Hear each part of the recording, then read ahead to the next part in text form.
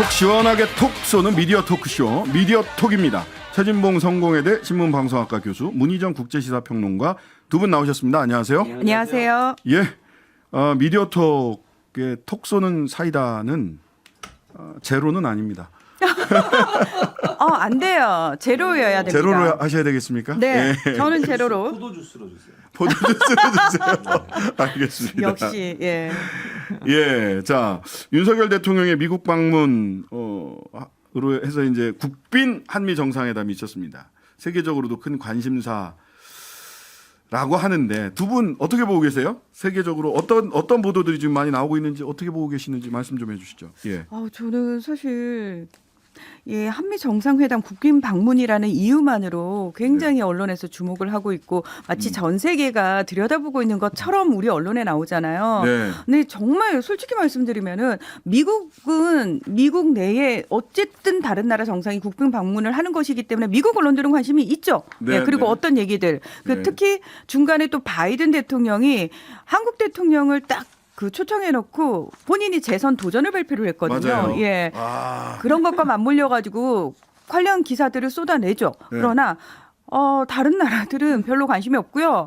중국은 뭐 계속해서 중국하고 러시아는 관심 있지. 그렇죠. 관심이 있는데 비판적으로 보고 있는 거고 예. 일본 같은 경우에는 어떻게든 엮어가지고 한미일이 같이 가야 된다라는 식으로 보고 있고 각자가 서로의 치밀한 이해관계에 따라서 국익 계산기 다 돌려가면서 관심을 가지고 있죠. 그러니까 저는 그 기자회견 하고 나서 네. 질문을 하는데 한국 기자가 해야 될 질문을 미국 미국 기자들이 기자들이 하고 하고 있더라고요. 예. 심지어 이런 질문도 해요. 네. 아니 당신 지금 재선 선언하면서 그렇죠. 동맹국 너무 괴롭히는 거 아니냐. 네. 맞아. 그러니까요. 그 질문 한국 기자가 해야 되는 거 당연히 아니에요? 해야 되죠. 한국 기자가 해야 되는데 한국 기자는 질문도 안 하고 그 미국 기자가 질문을 하고 있으니 이게 제대로 된 겁니까 이게? 기자들이 제대로 역할을 하고 있다고 볼 수 있겠냐는 거죠. 참 답답해요. 저는 그 생각을 했어요. 사실 전 세계 기자들이 외신 기자들이 우리나라 기자들을 어떤지 알아버렸나 보다. 그래서 분명히 안 할 거니까 내가 해야지라고 생각해서 아예 그냥 정말 기자다운 질문을 해야지라고 생각을 하지 않았을까. 왜냐하면은 본인이 입장에서 자기네 나라하고 특별하게 연결된 질문만 하고자 하지 다른 나라까지 배려한 질문을 하기는 쉽지 않거든요. 그런데 우리 기자들이 그 질문을 안 할 걸 미리 예상이나 한 듯이 미국 기자들이 해줘서 참 감사하면서도 한편으로는 부끄럽기도 하고 그러나 그 대답이 굉장히 한국 국민으로서 자존심 상하는 바이든 대통령의 대답이었죠. 예를 들어서 이게 한국 기업의 중국 어떤 사업에 타격을 입히는 거 아니냐라는 질문을 했을 때 바이든 네네. 대통령이 아니 무슨 얘기야. 우리가 잘 되는 게 한국에도 좋은 거야. 왜? 우린 동맹이기 때문에라고 대답을 했거든요. 이게 무슨 말 같지도 않은 소리입니까? 왜 미국과 우리가 경제 이익을 함께 공유하고 있는 나라입니까? 아니지 않습니까? 근데 그런 대답을 듣고도 어떤 반론조차 하지 못하는 상황이 너무너무 안타까웠습니다. 네. 전체적으로 이제 네. 보통 이제 이게 한미 정상회담 하면 언론사의 기자들의 내용을 예를 들면 문재인 정부나 뭐 그 전의 정부들은 대체적으로 이번에 가서 뭘 얻어올 거냐 이런 부분들 네. 또 어떤 부분을 해야 된다 이런 부분에 대한 촉구들이 많아요. 근데 이번에 한미 정상회담 같은 그런 내용이 별로 없었어요 거의. 언론사들이 예를 들면 네. 이번에 윤석열 대통령 가서 꼭 이런 부분은 쟁취하고 와야 된다, 그렇죠. 얻어와야 된다 이런 얘기 거의 없잖아요. 그냥 받아 쓰는 게 일반적이에요. 그러니까 예를 들면 넷플릭스하고 만나서 뭘 했다는 거, 뭐 어떤 MOU를 뭘 체결했다는 거 이런 것들만 얘기를 하고 있어서 한미 정상회담에 대한 언론의 태도 자체가 예전 정부와 너무 다르게 접근하는 부분은 이해할 수 없는 부분이라 생각이 듭니다. 네. 잠시 광고 듣고 돌아와서 미디어톡 이어가겠습니다. 신장식의 뉴스 아이킥 최진봉, 문희정 두 분과 함께 미디어톡 이어갑니다. 자, 한미 정상회담 관련된 언론의 보도, 태도 이런 등등 좀 짚어보고 있는데요. 사실은 이렇게 딱 짜여진 공동 성명보다 날것의 어떤 생각, 목소리 듣는 거에는 사실은 기자회견 후 질의응답. 그렇죠. 요게 핵심인데 그렇죠. 두 분이 각각 이번 한미 정상회담 이후에 질의응답에서 좀 눈여겨보신 부분들 있으면 하나씩 좀 말씀 좀 해주시죠. 일단 뭐 제가 얘기하고 예, 예, 아까 최 이제 교수님. 하기 전에 얘기했는데 예. 사실은 미국과 예를 들면 뭐 EU나 이런데 이런 관련돼서 확정죄 관련해서 질문을 했잖아요. 네. 예를 들면 미국 기자가 그 만약에 다른 나라의 관계, 우크라이나 관계, 러시아의 관계 이런 문제를 물어봤을 때 우리 대통령이 대답한 대답은 사실 그 질문과 전혀 다른 내용이었어요. 제가 지금 정확한 단어를 지금 못 찾고 있는데 네. 한번 있으면 읽어주실래요? 그 내용을? 미국 기자가 뭐라고 네. 물었냐면 앞에 쭉 뭐 이런저런 뭐 당신 한국도 핵무기 네. 개발한다는 우려가 있어. 그랬죠. 그리고 북한에 무기 보내겠다고 하잖아. 우리가 한국이 우크라이나에 무기 보내면 러시아도. 예. 근데 우크라이나와 나토 관계에 대해서는 어떻게 생각하세요? 그렇게 물어봤더니 한국 얘기래요. 답변을. 우리 한반도에 맞는 북핵에 제대로 대응할 수 있는 맞춤형 확장 억제 협력 방안이 강구됐다. 그러니까요. 이거는 동문서답이잖아요. 질문과 무슨 답변이 전혀 말이에요? 달라요. 질문의 내용을 제대로 이해하고 답변을 해야 되잖아요. 지금 예. 그러니까 우크라이나 관련된 문제를 물어본 건데 한국 문제를 얘기하고 있잖아요. 예. 이건 과연 그러면 질문의 내용을 제대로 이해했냐는 거예요. 윤석열 대통령이.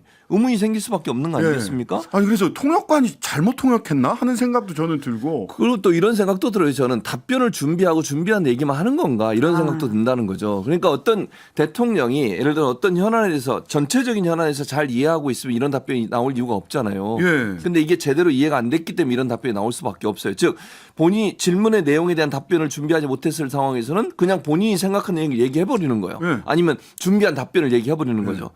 근데 이거에 대한 그러면 이게 사실은 추가 질문이 들어가거나 아니면 다른 질문을 또 해야 되거든요. 연관해서. 그런 것도 없어요, 사실은. 그러니까 그냥 한국의 확장 억제 이번 확장 억제는 맞춤형이다 이 얘기하고 끝나요. 네. 우크라이나와 나토의 관계를 물었는데 말이 안 되는 거죠, 그러니까. 왜 이러실까?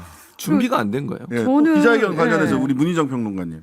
사실 우리가 이번에 정말 미국으로부터 확답을 받았어야 되는 부분이 뭐냐면은 이 반도체법과 IRA 예. 관련해 가지고 우리 기자가 이제 물었어야 했어요. 바이든 대통령한테 직접적으로 이거 어떻게 할 거냐 또는 우리 윤석열 대통령한테도 이 부분과 관련해 가지고 확답을 받은 게 있느냐라는 질문을 했었어야 하거든요. 네네. 그런데 그것과 관련된 질문을 제대로 안 했어요. 그리고 바이든이 뭐라고 얘기를 하냐면은 그냥 한국 기업에도 도움이 될 것이다. 확신할 수 있는 것은 한국이 잘 되는 것이 미국의 이익에 절대적으로 부합한다는 것이다. 한국은 우리의 가장 소중한 파트너 중 하나이기 때문이다. 라고 이야기를 하고 있는 거예요. 그러니까 이것과 관련해 가지고 항상 이번에 사실 우리 정부 측은 미국이 이번 우리의 국빈 방문에 대해서 얼마나 중요하게 생각하냐면 관련자들이 4번씩이나 브리핑을 미리 해줬다라는 식으로 얘기를 했거든요. 그런데 그 내용 속에서 항상 이렇게 핵심이 되는 부분에 대한 질문을 하면은 늘 그 관계자들이 원론적인 답변 또는 그걸 피해가는 답변만 하거든요. 그 부분과 관련해 가지고 제대로 비판적인 내용을 실은 기사가 단 한 줄도 나오지 않았습니다. 자, 한국 기자 질문 이것도 참 재밌습니다. 한국 기자 질문이 어떻게 돼 있냐면요. 미국과의 공급망 구축, 첨단 과학기술 협력, 첨단 기업 투자 유치 등 성과가 기업들에게는 긍정적인 영향을 주겠지만 국민들 개개인에게는 어떤 영향을 주고 단기적 또는 장기적으로 어떤 영향을 주나요? 이렇게 물어요. 네. 근데 대통령께서 무엇보다 미래 세대에게 도전과 혁신 의지를 불러일으켜 앞으로 더 번영하고 풍요로워질 것이라 믿는다. 아니, 이렇게 얘기를 해요. 답변이 두루뭉실하고 뭐 그냥 일반론적 얘기를 하는 거잖아요. 질문의 내용은 구체적으로 뭘 생각하시는지 어떻게 거기에 대해 생각하는지를 묻고 있는데 답변 내용을 보면 그냥 일반론적 얘기예요. 그리고 질문과도 직접적 연관이 없잖아요. 이 질문도 사실. 이 답변도. 그리고 저는 이게 왜 지금 미국과의 공급망 구축, 첨단 과학기술 협력, 첨단 기술 투자 유치 이게 과연 성과인지에 대해서 조목조목 따져봐야 되는 게 기자의 역할이거든요. 근데 이거는 일단 성과래요. 성과라고 이렇게 전제를 본인이 했어. 전제를 한 다음에 긍정적인 영향을 준다라고도 본인이 다 평가까지 내려버렸어요. 네. 그러니까 도대체 그러니까 질문을 하지 네. 말고 사설로 쓸 얘기예요. 이거는 본인이 팩트 체크해서. 그러니까 네. 본인이 이 부분과 관련된 제대로 분석이 되지도 않았는데 마치 그렇다라고 본인이 평가 다 내려놓고 질문을 해버리는 게 과연 이게 질문으로서의 가치가 있나라는 의구심이 든다라는 거죠. 네, 자 이런 와중에 아까 우리 그 헬마우스 임경민 작가는 외신 리스크다라고 얘기를 할 정도로 외신에 먼저 얘기했던 것들이 사실 미국에 가기 전부터 리스크로 작동을 했는데 그 미셸 예힐이 워싱턴 포스트 도쿄하고 서울 지국장 그 소위 주어 논쟁에서 팩트 체크해가지고 자기 트윗에다가 올렸잖아요. 네. 악성 댓글에 시달리고 있다면서요. 그렇습니다. 근데 사실 이 미셸 예일이 기자 같은 경우에는 윤석열 대통령의 후보 시절일 때 인터뷰를 했는데 페미니스트 예, 논란. 그때도 한번 논란이 돼가지고 본인이 올렸거든요. 그 당시에 정확한 그 표현에 대해서 올렸단 말이에요. 네. 그래서 제가 봤을 때는 이번에도 그런 뭐 원래 대통령실에서도 녹음을 하고 기자도 녹음을 당연히 하겠죠. 아마도 그 부분과 관련해 가지고 어느 정도는 예상하지 않았을까 싶은데 문제는 본인이 이제 이걸 트위터에 올리고 나서 제가 지금 이런 문자를 받았다 이러면서 욕설을 보낸 악플러의 실명까지 공개를 하면서 문자 캡처본을 공유를 하거든요. 네네. 이걸 근데 이거 읽을 수가 없어요. 읽을 수가 없습니다. 예, 이거는. 방송에서 밝힐 수가 없어요. 너무 심한 욕설이라서. 그러니까요. 예. XXX로 계속 점철이 되기 때문에. 아니 그 X가 아닌 부분도 이거를 읽을 수 없을 정도 도저히 입에 담을 수 없을 정도의 네. 예. 이렇게 하시면 안 돼요, 진짜로. 예. 자, 다른 얘기 잠깐 틀어서 국내 미디어 관련된 정부가 가짜 뉴스와의 전쟁을 시작했습니다. 선포했고. 근데 원래 이 가짜 뉴스와 관련해서는 언론중재위, 예. 방송심의위원회, 방송통신위원회 등 원래 담당 부처가 있지 않습니까? 근데 국민통합위, 문체부, 방통위, 행안부 이런 데서 가짜뉴스 대응 방안을 막 내놓고 있어요. 이거 어떻게 봐야 됩니까? 기본적으로 이 가짜 뉴스와 대응 방안 대해서도 마찬가지예요. 예전에 했던 내용과 너무 달라요. 그러니까 제가 말하는 건 무슨 말이냐면 윤석열 대통령이 대선 기간 동안 한참 논란이 됐던 게 뭐가 있는 줄 아세요? 언론중재법 개정이었어요. 언론중재법 개정하자고 문재인 정부 때 마지막에 추진을 했었고요. 민주당이 네. 추진하면서 그 언론중재위원회의 권한을 좀 강화하는 차원에서 벌금을 좀 더 많이 물리자. 지금보다 2배 정도. 그래봐야 뭐 1,000만 원, 뭐 3,000만 원도 안 돼요. 기본적으로. 예. 그거를 극렬하게 반대했던 게 국민의힘하고 윤석열 대통령 당시 표현의 자유 침해다라고 그렇죠. 엄청나게 그래서 그랬죠. 절대 예. 안 된다고 반대해가지고 결국 못했어요. 예. 근데 이제 와서 지금 보면 이 네 군데서는 이걸 하고 있잖아요. 예. 예전에는 어디서만 했냐면 방통위하고 언론중재위원회에서만 했었어요. 두 거기가 가지. 원래 소관 그렇죠. 부서예요. 거기서 소관 부서이고. 근데 국민통합위원회에서 보면 포털에 대한 것도 있고요. 유튜버에 대한 언론중재 조정 대상에 추가를 했습니다. 유튜버를 집어넣는 게 왜 위험하냐면 지금처럼 현재 이제 유튜버 중에 기본적으로 정부의 정책이라든지 대통령에 대한 비판적인 입장을 내는 유튜버들에 대해서 그러면 재갈을 물리는 거 아니야 이런 비판이 나올 수밖에 없다는 거죠. 그러니까 언론의 자유, 표현의 자유라고 하는 것이 지금 현재 방송법에는 그러니까 방송통신위원회의 허가를 받고 운영되는 방송국들 있잖아요. 예컨대 네. 뭐 이런 지상파 방송이나 라디오 방송이나 이런 케이블 방송 네. 이런 방송들은 방송통신심의위원회 심의 규정에 포함됩니다. 네. 거기에 심의를 받게 돼 있어요. 근데 유튜브 같은 경우에는요 그 심의에 빠져 있어요 지금. 예. 근데 그걸 집어넣자고 했던 게 예전에 민주당 정부 때 그렇게 주장을 했는데 국민의힘이 네네. 반대해서 못했고요. 예. 지금 반대로 정부 바뀌니까 본인들이 집어넣자고 얘기를 하고 있어요. 네. 그러면 문제가 되는 건 뭐냐면 유튜버들의 발언 내용도 지상파 방송에 출연하는 사람들의 발언 내용과 동일한 선상에서 심의를 받게 되는 거예요. 네. 그렇게 되면 어떻게 되겠습니까? 그럼 비판하는데 상당히 제한이 가져갈 표현의 수밖에 자유가 없어요. 엄청나게 위축될 위축될 수밖에 없죠. 그러니까 인터넷 공간 유튜버라고 하는 SNS 공간과 지상파 방송사는 다른 거예요. 네. 지상파 방송사는 허가를 받고 하는 겁니다. 네. 그리고 지상파 방송사는 공공의 영역인 지상파라고 하는 전파를 이용해서 방송을 내보내기 때문에 공정성이 훨씬 더 높아야 돼요. 그러나 유튜버는 사적 영역이고 원하는 사람이 자기가 원해서 보는 거잖아요. 그렇죠. 그런 차원이라고 하면 조금 더 표현의 자유가 넓게 보장돼야 한다는 거죠. 근데 그것도 방송의 범위에 포함되는 정도까지 가겠다고 하는 것 자체가 대단히 표현의 자유를 억압하는 내용이 될 수 있다는 얘기입니다. 근데 이제 국민통합위, 문체부, 방통위, 행안부 뭐 사실 다 하나하나가 논란의 대상이 될 수 있는데 그 중에 하나 행안부가 보수 언론 단체 팩트 체크 예산 지원 이런 것도 있네요. 네. 그게 사실은 되게 저는 충격적인데요. 여기를 콕 찍어가지고 지원을 해준다는 거잖아요. 3,100만 원씩이나. 근데 이거 사실 근거가 무엇인지 뿐만 아니라 어쨌든 국민의 세금이 쓰이는 일이잖아요. 지금도 보수 언론 단체가 뭐 신장식의 뉴스아이킥뿐만 맞아요. 아니라 많은 그 뭐 MBC, KBS, SBS 등 이거 팩트 체크해서 매번 방심위에 매주 제소를 하고 하세요. 있어요. 계속. 매주. 근데 이걸 이제 여기다가 예산 지원도 하시겠다. 그렇죠. 이걸 공익사업 지원의 일환이래요.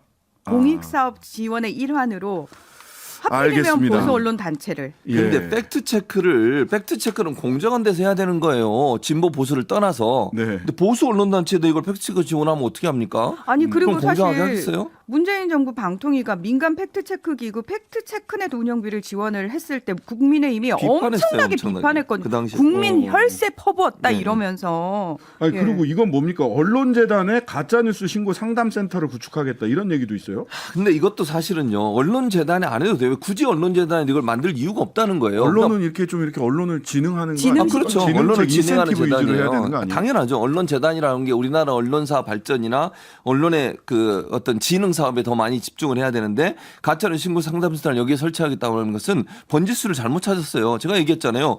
방송통신심의위원회나 언론중재위원회가 이미 이런 기능을 하고 있다니까요. 거기서 하면 되는 거를 왜 이쪽에다 또 만드는 거예요? 그러면 충북에서 일을 만드는 거잖아요. 이건 뭐 그물을 촘촘하게 짜려고 하는 건지 아니면은 대통령이 가짜 뉴스와의 전쟁 뭐 이런 얘기를 하시니까 서로 성과 경쟁을 하려고 그렇죠. 하는 건지. 그렇게 보여요. 저는 성과 경쟁을 하는 걸로. 저도 해요 이거 대통령님. 우리 맞아요. 부서도 이거 합니다. 이렇게 보여주기.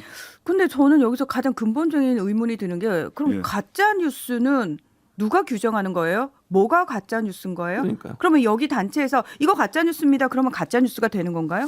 그럼 또 하나 문제는 언론재단에 이 기능이 있게 되면 어디에 영향을 미치냐면요. 정부 광고 나눠주는 데 영향을 미쳐요. 그렇죠. 정부 광고를 언론재단에서 나눠줘요. 아. 신문사나 방송국의 신문사나.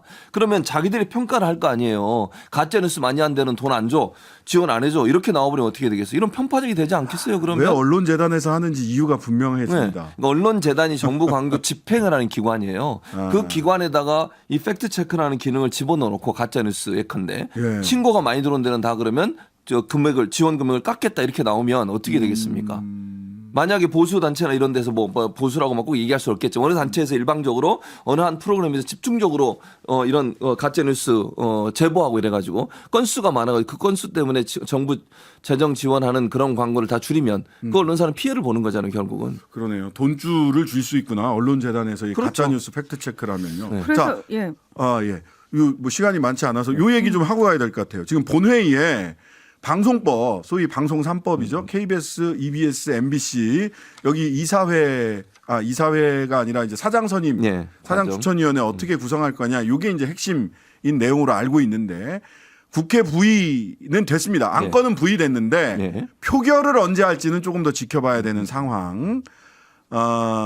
부의된 법안을 상정하려면 국회의장이 교섭단체 대표와 합의해야 되는데 요게 조금 쉽지는 않아 보이기는 합니다. 지금까지 뭐 간호법, 그다음에 그 김건희 특검, 50억 네. 특검 요거는 지금 전부 다 패스트 트랙으로 지정이 된 거고. 그렇죠. 간호법은 패스트 트랙 지정이 된 게 아니라 가결이 됐고. 가결이 네. 됐죠. 예, 그다음에 쌍특검은 패스트 트랙으로 지정됐고. 네. 그다음에 지금 그 방송법, 방송 3법이라고 하는 거는 부의는 안건은 리스트에 올라갔는데 네. 실제 표결 절차는 언제 할지는 조금 기다려봐야 되는 상황입니다. 자, 방송법 요거 내용 좀 한번 짚어주시죠. 뭐길래 이렇게 좀 양당이 또 이렇게 세게 붙고 있는 건지. 가장 큰 문제는 이제 그 사장 선임 관련된 문제예요. 그게 제일 네. 큰 문제인데요. 이사회 구성이 문제라고 볼 수 있겠고요. 네. 이사회를 지금보다 숫자를 좀 늘리자는 것이고요. 그다음에 사장을 추천하는 과정에 있어서 일반인들이 참여하는 사장 추천위원회를 만들고 그 위원회 추천한 사람을 이사회에서 결정하자는 거예요. 지금은 이사회가 모든 권한을 갖고 있고요. 네. 이사회 구성 자체가 편파적으로 돼 있어요. 지금 예를 들면 MBC는 방송문화진흥회가 대주주입니다. 네. 방송문화진흥회 이사가 9명인데 그중에 6명이 여당이고요. 3명이 야당이에요. 어. 그러면 여당 추천위원들이 훨씬 많기 때문에 여당의 친화적인 사람이 사장이 될 수 있겠죠. KBS는 7대4 구조예요. 11명 중에. 네. EBS 같은 경우는 물론 사장을 이사회에서 뽑진 않지만 거기는 7대2 구조입니다. 네. 다 숫자가 여당이 많아요. 그래서 이 숫자를 최대한 줄이자는 거죠. 그러니까 비율을. 13명으로 늘리면 뭐 예를 들면 한 명만 더 많게 해주는 거예요. 7대6 정도로 네. 하고. 네. 그다음에 그 전에 1차적으로 일반인도 참여하고 전문가도 참여하는 사장 추천회를 꾸려서 예. 거기서 걸러진 사람 3명 후보 정도만 올리고 그 3명 안에서 이사회가 결정하는 거예요. 네. 그럼 1차적인 검증 과정이 또 거치게 되는 거잖아요. 네네. 그리고 이사회에서 결정할 때 지금처럼 다수결로 하지 말고 3분의 2 이상 가중 특별 다수결로. 그렇죠. 그렇게 네. 해야 특별히 편파적인 사람, 즉 여당이 원하거나 대통령하고 가까운 사람이 사장이 되는 걸 막을 수 있는 거죠. 그런 구조를 만들자고 하는 게 가장 쟁점이 되는 부분이라고 볼 수 있겠죠. 네. 그러니까 사실은 정권이 바뀔 때마다 KBS 사장, EBS 사장, MBC 사장 이런 분들을 다 이제 정권 입맛에 맞는 사람으로 바꾸려고 하다가 굉장히 큰 사회적 갈등, 회사 내부에서의 갈등 이런 것들이 막 벌어지고 정치권과 언론사가 정면으로 부딪히기도 하고 그랬단 말이죠. 이거를 좀 바꾸자. 근데 국민의힘은 지금 야당일 때는 또 좀 바꾸자 이렇게 하지 않았나요? 그렇죠. 그렇게 그랬어요. 근데 그러니까 이제 여당 야당이 바뀌면은 계속 입장이 달라지는 거예요. 그래서 사실은 좀 아쉬워요. 민주당일 때 바꾸지. 맞아요. 민주당이 그것도 여당일 때 맞아요. 바꾸지. 그 말도 맞는 말씀이에요. 예. 근데 반대하는 이유가 국민의힘은 보니까 소위 뭐 언론 노조나 또는 언론 단체, 학술 단체 이런 쪽에서 이제 추천을 받아야 그렇죠. 되는데 그쪽이 다 민주노총이다 이렇게 얘기하더라고요. 그게 말이 안 되는 거예요. 자, 그러니까 민주노총이세요? 학회? 제가 무슨 민주노총이에요, 학회가. 아니, 보세요. 한국언론학회, 한국방송학회, 그러니까 언론정보학회 예. 이런 데서 추천을 하게 추천 단위가 왜 그러냐면 아까 시장 예. 추천위원회 거기에 다 추천하는 단위 그러니까 추천위원회 위원들을 추천하는 단위가 이제 언론 관계된 단체들이 하다 보니까 그게 뭐 민주노총이라는데 학회가 무슨 민주노총과 무슨 연관이 있습니까 대체. 민주노총 영구 집권 계획, 영구 그 뭐 말도 사장 안 되는- 선출, 사장 계획 뭐 이렇게 얘기하시는데. 아니 그거는죠 언론학회 방송학회를 정말 뭐라 할까요 폄훼하는 거예요. 그리고요 언론학회나 방송학회 가보면 제가 뭐 분류는 안 하겠습니다. 보수적 성향을 갖고 있는 교수도 엄청 많아요. 예. 근데 그걸 가지고 학회가 편파적이다. 이건 말이 안 되는 주장이라고 저는 생각합니다. 굉장히 가장 분노하는 아니 포인트. 분노하죠. 제가 학회원인데 학회가 편파적이고. 그게 말이 안 되잖아요. 그래서 학회 내도 물론 뭐 성향이 진보적이고 보수적인 성향이 있을 수 있지만 예. 학회 전체가 다 보수적이다, 진보적이다 이렇게 얘기하는 건 대단히 잘못된 말이에요. 자, 국회가 언제 법을 통과시킬지는 아직 정해지진 않았습니다만 대통령실은 또다시 거부권 행사를 거론하고 있습니다. 예의주시하고 지켜봐야 될 대목으로 보입니다. 자, 마칠 시간 다 됐네요. 미디어톡 최진봉 교수, 문희정 평론가였습니다. 감사합니다. 고맙습니다. 하루 종일 기다려지는 진짜 시사. 평일 저녁 6시 5분 신장식의 뉴스 하이킥.